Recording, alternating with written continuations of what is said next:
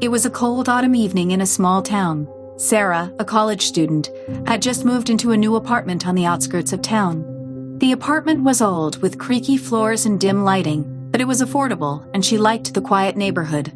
The first few nights in the apartment were uneventful. Sarah spent her time studying and getting settled in. However, on the third night, she started noticing strange things. It began with the feeling of being watched. Whenever she sat in the living room, she felt an uneasy sensation, as if someone was standing behind her, even though she was alone. One night, as she was lying in bed, she heard faint footsteps in the hallway.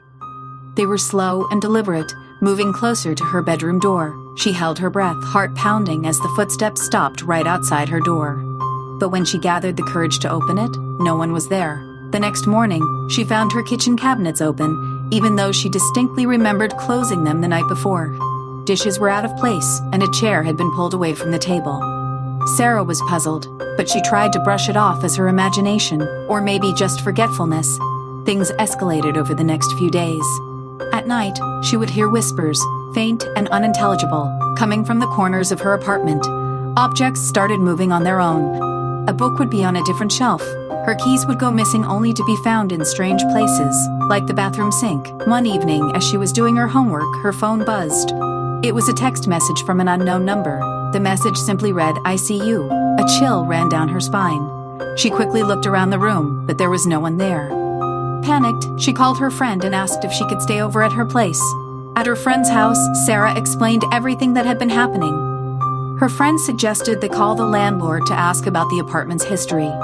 When they did, the landlord hesitated but eventually told them the story. Several years ago, a man named Mr. Thompson had lived in that apartment. He was a reclusive man, known to keep to himself. One winter, he disappeared and no one knew where he went. It wasn't until months later that his body was found in the apartment, hidden away in a crawl space behind a wall. He had died of natural causes, but his body had gone unnoticed for so long that by the time it was discovered, there was little left of him. The landlord admitted that other tenants had reported strange occurrences in the apartment, but he had always dismissed them as overactive imaginations. Sarah was terrified. She packed her things and moved out the next day, leaving the haunted apartment behind. Years later, Sarah would still tell the story of her time in the apartment and how she was never truly alone. She often wondered if Mr. Thompson was still there, watching and waiting for the next tenant to move in.